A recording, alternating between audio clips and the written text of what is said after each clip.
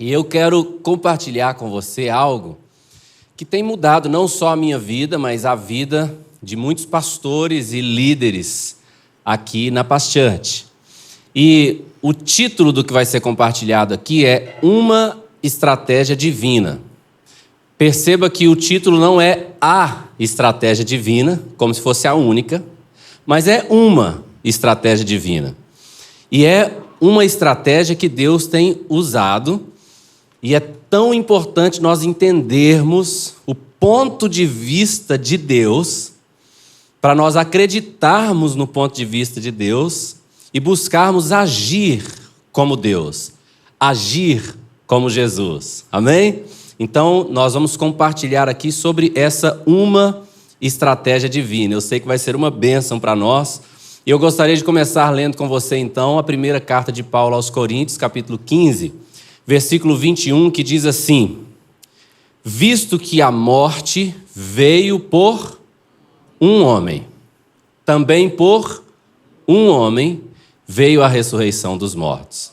Então, a morte veio por Adão, porque Adão pecou e o salário do pecado é a morte, não é?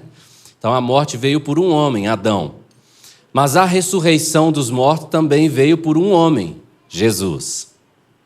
Agora, pensa comigo, Deus é Deus, todo soberano, e como Deus todo soberano, quando Ele criou o jardim no Éden, e colocou aquele jardim no Éden, Ele poderia ter colocado no Éden 1000 homens, não é verdade? Ele é Deus todo-poderoso. Então imagina, se Ele coloca no Éden 1000 homens, e um pecasse, talvez Ele podia só descartar aquele um, ainda sobrava 999. Mas Ele não fez isso. Ele criou um corpo do pó da terra com suas mãos.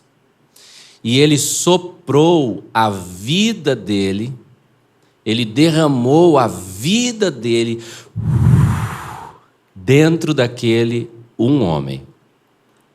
E através daquele um homem foi que a humanidade se formou. Bom, aquele homem então pecou, o pecado se multiplicou, e o Senhor então foi começar uma nova geração. Quem Ele escolheu? Um homem chamado Noé. Fala comigo, um homem. Pois é, um homem. O Senhor procurou com quem fazer aliança. O Senhor queria fazer aliança com um povo. E o que Ele procurou? Um homem chamado Abraão. Quando o Senhor foi resolver o problema causado por Satanás, por Eva e por Adão, o problema do pecado, Ele enviou um homem, Jesus. Então, essa tem sido a escolha de Deus, por muito e muito tempo, a escolha de um homem. E é interessante a gente observar a maneira que Jesus lidava com o ministério dele quando ele estava na terra. Por exemplo, João 5,5 vai contar a história lá do tanque de Betesda, mas no versículo 5 diz assim: estava ali um homem enfermo havia 38 anos. Na verdade, ali no tanque de Betesda havia 5 pavilhões, no qual jazia uma multidão de enfermos. Mas é tão interessante ver Jesus com esse olhar para um homem. E Jesus vem e olha aquele um homem, você conhece a história, ele pergunta: você quer ser curado? E ele cura aquele um homem. É tão lindo ver como Jesus chama os seus discípulos. Por exemplo, Mateus 9,9. Lê comigo o que está aí em Mateus 9,9. Diz assim: partindo dali, viu o quê? Um homem chamado Mateus sentado na coletoria e lhe disse: segue-me. E ele se levantou e o seguiu. Então, essa tem sido uma estratégia divina. Foi Adão, foi Noé, foi Abraão, foi Jesus. A escolha de um homem.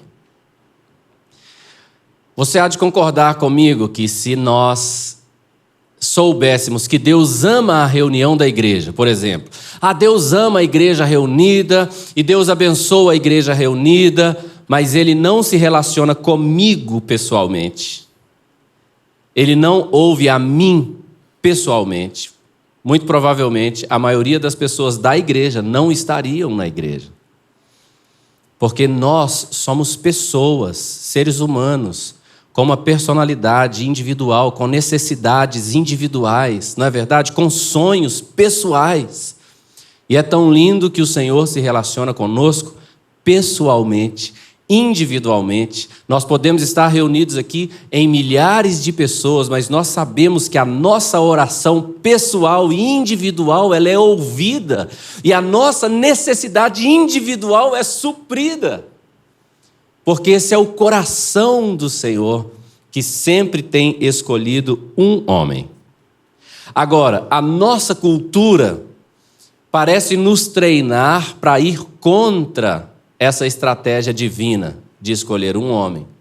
E a nossa cultura vem nos doutrinando naquela cultura do quanto mais melhor, quanto mais melhor. Então, eu separei 3 frases aqui da nossa cultura, só para trazer uma ideia de como que a nossa cultura vai nos levando assim para o lado contrário dessa estratégia. A primeira frase, eu acho que todo mundo conhece: não coloque todos os ovos na mesma cesta.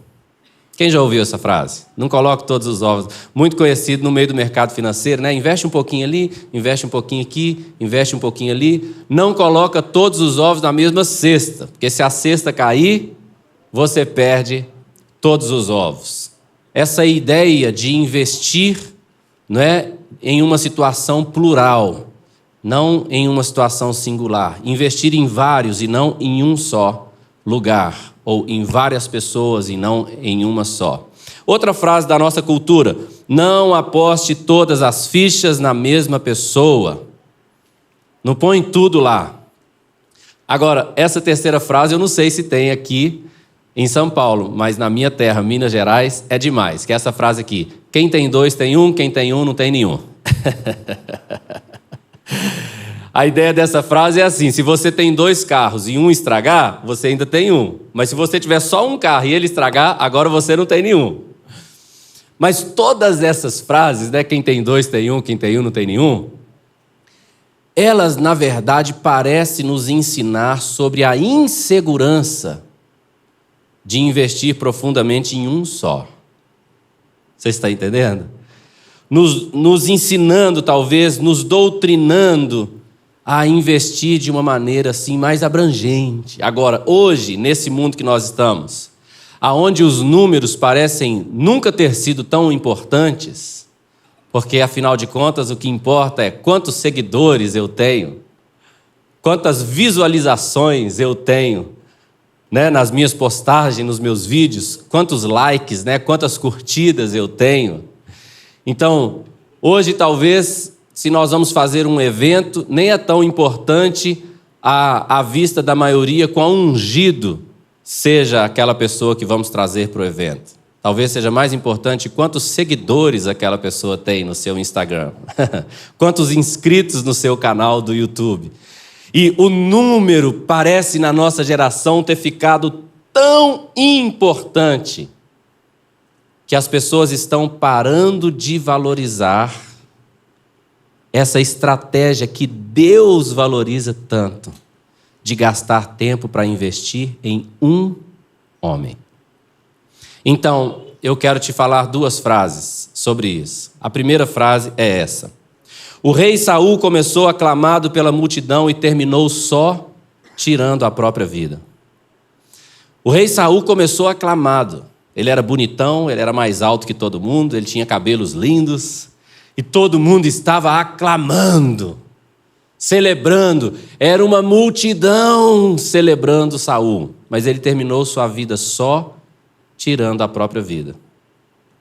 Em completo contraste com Saul estava Davi, e a frase é essa: o rei Davi começou só, mas quando terminou, foi enterrado na cidade que tinha o seu próprio nome, a cidade de Davi.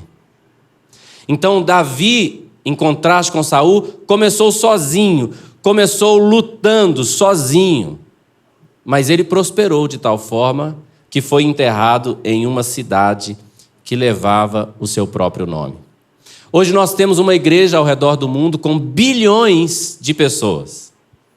Mas essa igreja com bilhões de pessoas começou com, fala comigo, um homem. Fala de novo, um homem. Muito bem. A estratégia divina, então, que é o título dessa palavra, é investir em um homem. Então, hoje, o meu encorajamento para você, e a base que eu estou te dando até agora, é para encorajar você e levar você a acreditar de todo o seu coração naquilo que Deus acredita, que vale muito a pena investir a sua vida em um homem, em uma pessoa. Não significa, obviamente, Deus não investiu só em Adão. Eu disse que ele investiu em Adão, ele investiu em Noé, ele investiu em Abraão, mas de uma maneira pessoal, um por vez. Você está entendendo? De não ficar preocupado em você fazer reuniões maravilhosas com uma grande multidão, mas saber que vale tanto a pena você separar tempo para investir em um homem, em uma pessoa. E agora eu quero te fazer essa pergunta que é tão importante para mim. Quem é essa uma pessoa sobre quem você vai derramar a sua vida? Quem é essa uma pessoa para quem você vai dar tudo o que você sabe, em quem você vai investir profundamente? Quem é o seu um homem, como Jesus chamou Mateus, e derramou a vida, e ensinou, e discipulou?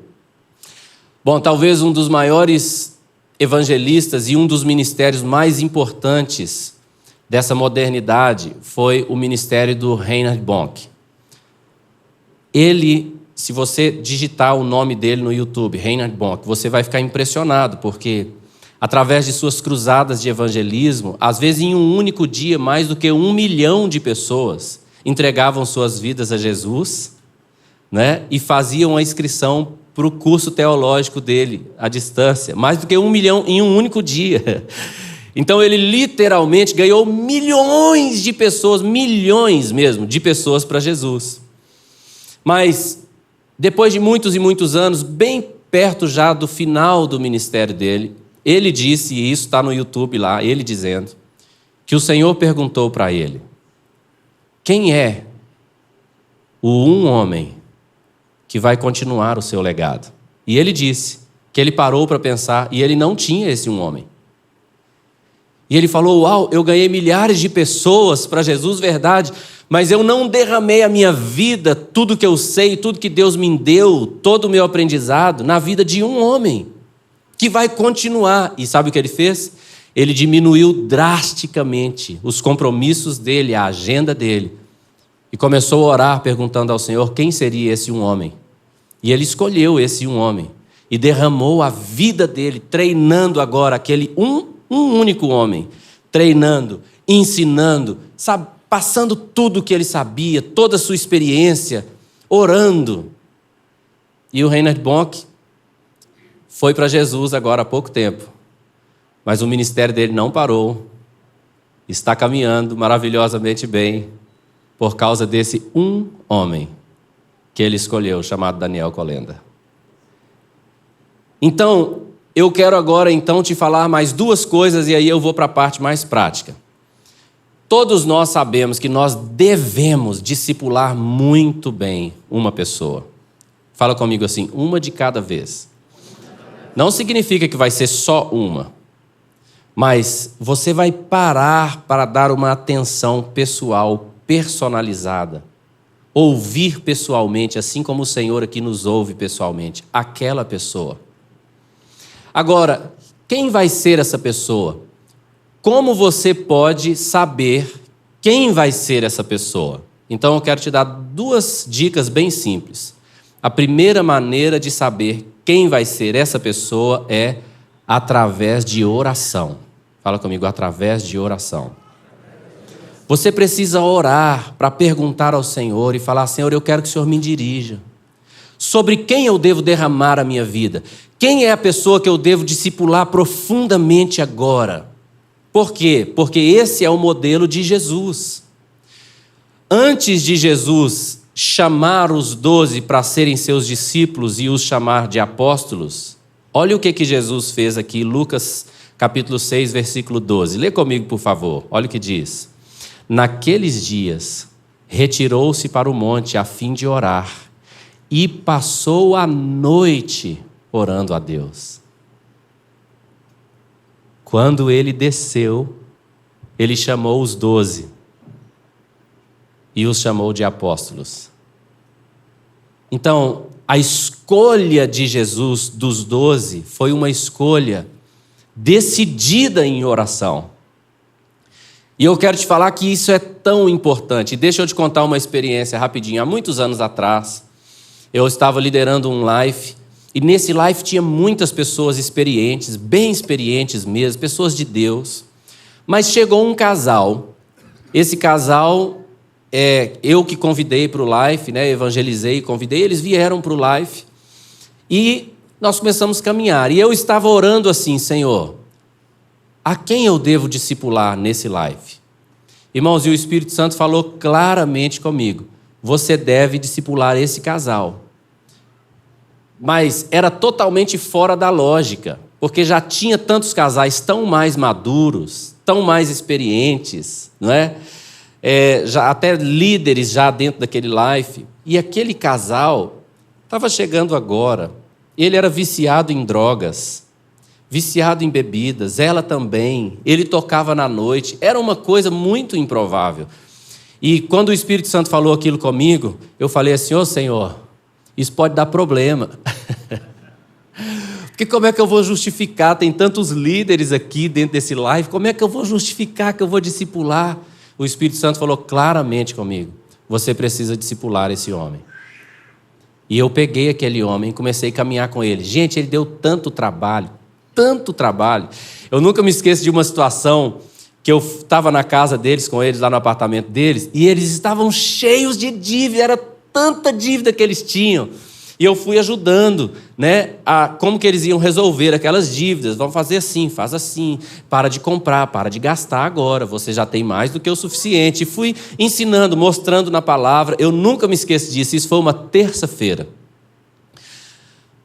Na quarta-feira de manhã, eles me ligaram, falaram: pastor, o senhor podia encontrar com a gente rapidinho agora no horário de almoço, no lugar tal, assim, assim? Eu fiquei até um pouco curioso, eu falei: claro, eu posso. E eu fui lá. Quando eu cheguei naquele lugar, era uma concessionária de carro. E eles falaram: pastor, tcharam, compramos esse carro. Te chamamos aqui para o senhor ver, orar por nós. Eu falei: eu não acredito, eu fiquei horas com eles ontem, falando com eles para eles pararem de fazer dívida. Eles financiaram um carro em 60 meses. Eles deram tanto trabalho. Eles chegavam no culto, ia para o culto bêbado. Chegava lá bem. Mas o Senhor tinha me dado uma palavra clara e eu comecei a discipular aquele casal. Para encurtar a história, gente, aquele casal viveu um milagre tão grande. O Senhor os libertou, né, das drogas, da bebida. Ele acabou parando de tocar na noite depois. Ela era estéril, não podia ter filhos.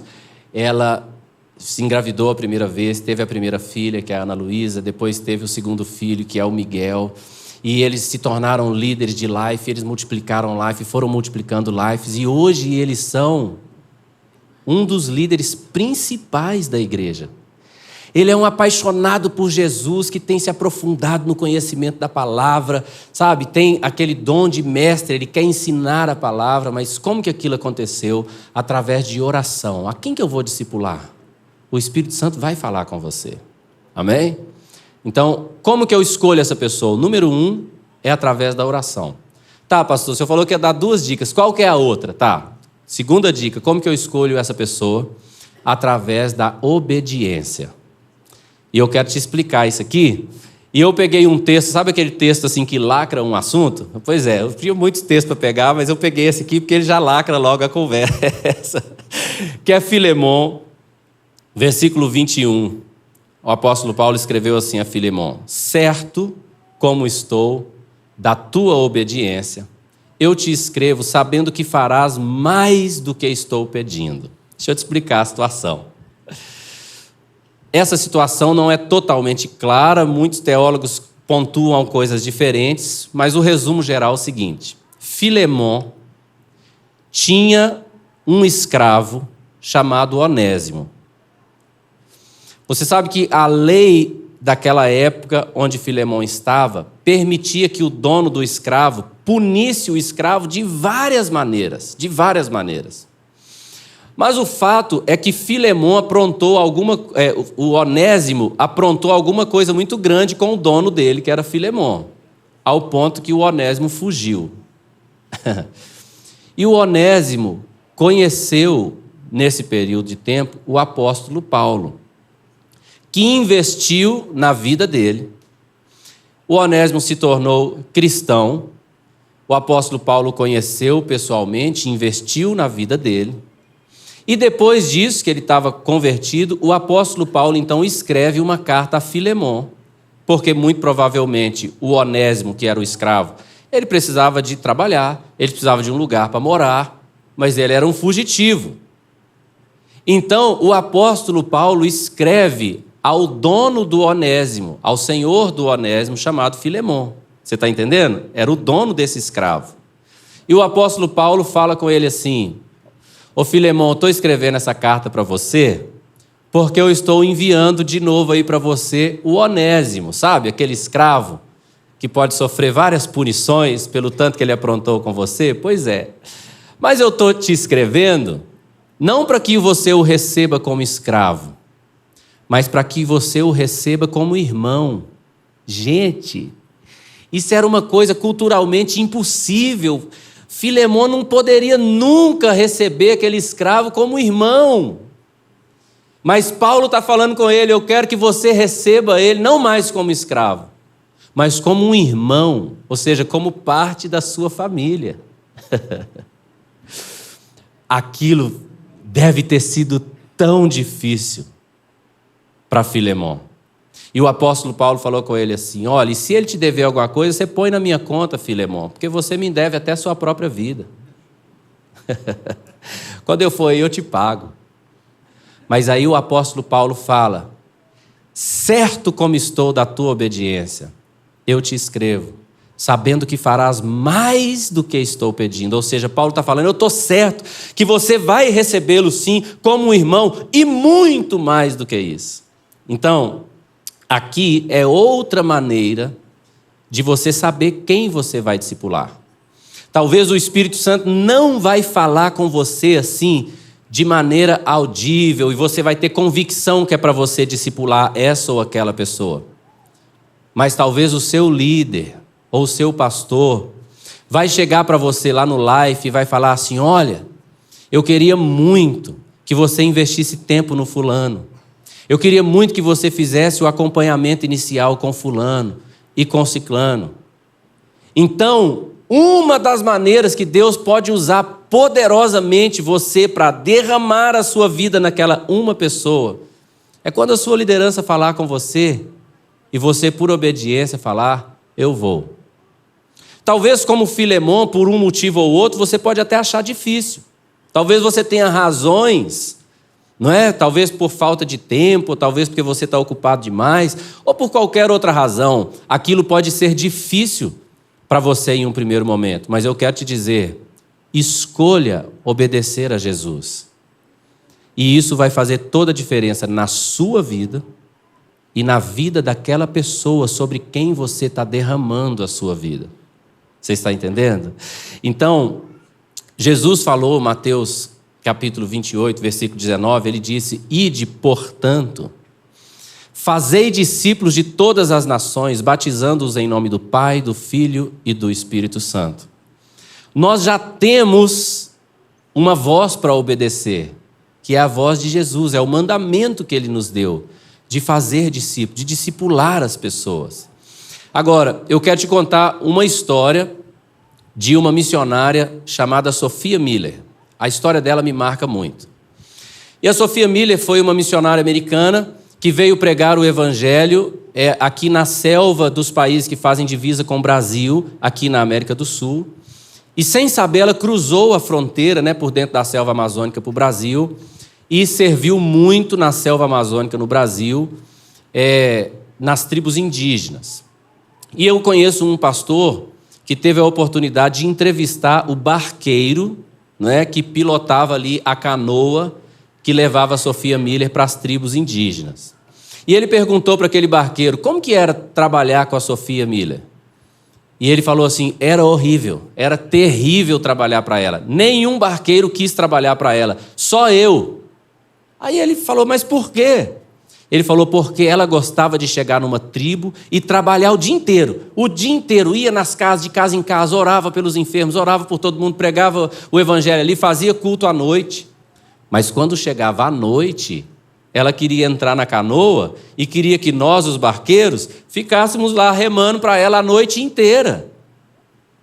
E é perigoso andar de barco à noite no meio da selva amazônica. E ainda os barqueiros têm muitas superstições e ninguém queria. Aí esse pastor que estava entrevistando esse barqueiro falou, não, mas eu entendo, porque enquanto ela trabalhava lá de dia, o barqueiro podia dormir, e à noite, enquanto o barqueiro ia remar, ela podia dormir na canoa. Aí o barqueiro falou assim, não, ela não dormia. Aí falou, ah não, o que ela fazia? Ela acendia uma lamparina e ela ia fazer a tradução da Bíblia para as línguas das tribos indígenas. E ela passava quase a noite toda traduzindo a Bíblia. E ela traduziu o Novo Testamento dentro daquela canoa para tribos indígenas da Amazônia. E ele falou, às vezes o dia estava amanhecendo, aí ela encostava um pouquinho, dormia e já estava chegando na tribo e ela ia pregar. Eu ouvi essa história e falei, uau! Mas acontece que a missionária Sophia Miller faleceu há alguns anos atrás nos Estados Unidos. Mas antes dela falecer, um jornalista cristão foi entrevistá-la. E ele fez para ela aquela pergunta clássica que todo missionário ouve. Eu já ouvi essa pergunta várias vezes. Aquele jornalista perguntou para ela, missionária Sophia Miller, como aconteceu o seu chamado? Como que você foi chamada para o ministério? E ela pensou um pouco, e aí ela respondeu. E o que ela respondeu foi isso. Eu nunca tive um chamado. Eu li uma ordem e obedeci. Uau! Então nós já temos a ordem de fazer discípulos. E nós já temos o modelo de como fazer. Então, se você quer fazer a coisa mais importante da sua vida, você deve hoje, então, orar e falar, Espírito Santo, fala comigo. Quem é a pessoa em quem eu devo derramar a minha vida? Eu devo ensinar o que o Senhor tem me ensinado. Eu devo ensinar a palavra para essa pessoa. A quem eu devo? Depois, a segunda dica é procure a sua liderança, a liderança do seu life, né, os seus pastores e fale, olhe, eu quero fazer aquilo que o pastor Gilson falou lá. Eu quero seguir o modelo de Deus. Sabe, de dar tudo, de derramar a minha vida sobre a vida de alguém. Eu quero discipular bem uma pessoa. E talvez o seu pastor, o seu líder de life, ele vai falar com você, que legal. Então, começa a fazer o acompanhamento inicial com esse aqui, começa a fazer o acompanhamento inicial com aquele ali, começa a cuidar desse aqui, e você vai separar um tempo individual para ter esse discipulado personalizado com alguém. E isso vai fazer toda a diferença. Irmãos, nós acreditamos tanto nisso. Por exemplo, o pastor Eibe, uma pessoa super ocupada, não é? Super ocupada. Ele é um preletor muito conhecido. Então o pastor Eibe poderia pregar assim, num auditório para 1.000 pessoas de manhã, num outro auditório para 1.000 pessoas à tarde, num outro auditório para 1.000 pessoas à noite, todos os dias, de segunda a segunda, sem parar, em igrejas ao redor do Brasil e do mundo. Mas ele entendeu que é mais importante chamar o Sabá. E em vez de ficar pregando num auditório enorme para 1.000 pessoas, ele separa tempo só com o pastor Sabá. e fala: pastor Sabá, assim, assim, assim, assado, cozido, frito. Você está entendendo? E derrama a vida dele. E ora por ele. E ensina. E eu quero te dizer, tudo na nossa cultura nos ensina que o contrário é melhor. Que é melhor falar para uma multidão. Que é melhor pregar para muitas pessoas. Que é melhor falar com muita gente. Mas a história de Deus nos mostra que a escolha de Deus não é essa. A escolha de Deus é Adão. É Jesus. É Mateus. É José.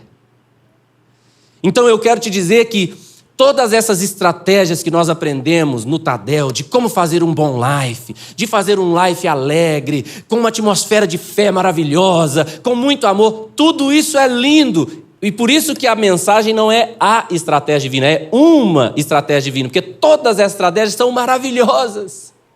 Mas se você quer realmente que o seu life seja realmente saudável, e que ele multiplica, porque em nome de Jesus nós vamos ter em São Paulo um life em cada quarteirão dessa cidade. Nós vamos alcançar essa cidade para Jesus, para a glória de Jesus. Mas para isso acontecer, você vai ter que escolher correr o risco de falar: eu não vou ficar falando só para todo mundo do meu life toda semana. Eu vou escolher um. Deus vai me mostrar um. Talvez com a ajuda da minha liderança eu vou ver um. É um risco. Às vezes nós temos medo desse risco. Mas eu quero te falar o tanto que vale a pena. E o tanto que é gostoso. Você pega uma pessoa, começa a fazer o acompanhamento inicial com ela.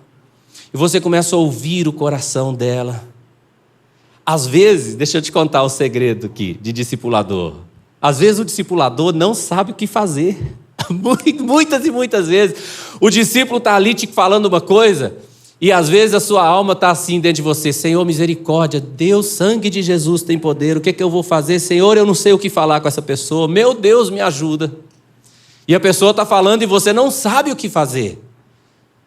Mas quando ela vai terminando de falar, o Espírito Santo está falando com você: isso.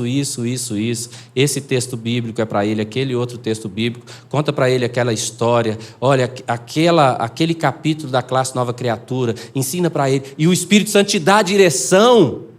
Aí você segue a direção do Espírito Santo, que é sempre baseada na palavra, e você fala.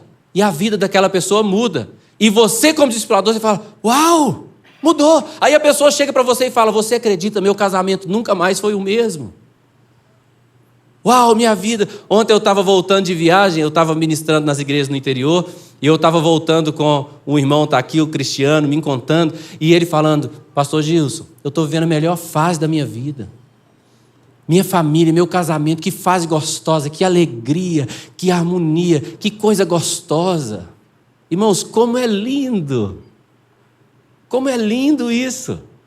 Você saber que Deus pode transformar a vida de uma pessoa através do Espírito Santo te direcionando a investir em uma pessoa.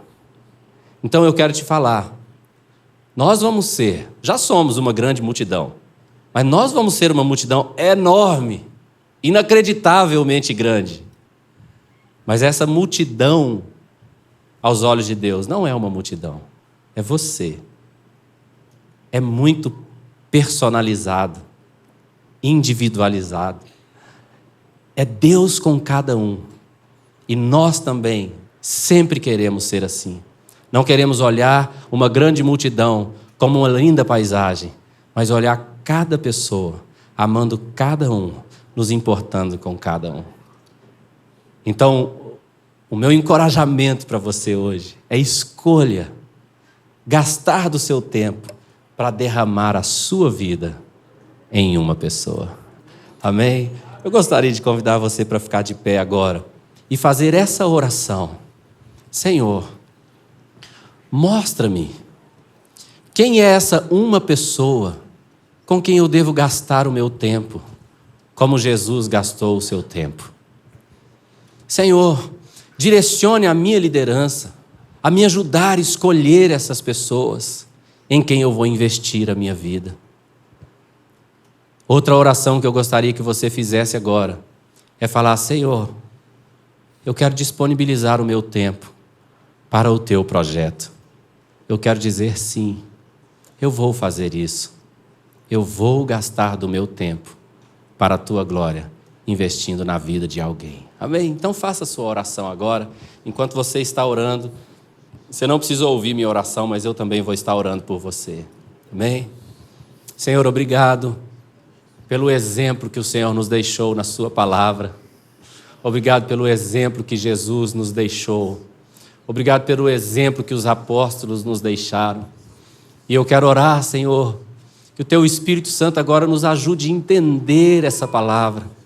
E eu te peço, Senhor, que venha do Senhor essa força, esse encorajamento, essa determinação sobre a vida de cada um, para que cada um de nós aqui possamos saber que quando estivermos sentados com uma pessoa só, não é diante de uma grande multidão, mas uma pessoa só, que aquele tempo é tão precioso e que aquele tempo faz toda a diferença e que a vida do Senhor Jesus está sendo formada naquela uma pessoa que vai multiplicar isso para a glória do Senhor Jesus. E nós sabemos que essa oferta de pequenos pães e peixes vai alimentar uma grande multidão para a glória do Senhor, em nome de Jesus. Amém, amém, amém, amém. Vamos dar um aplauso ao Senhor.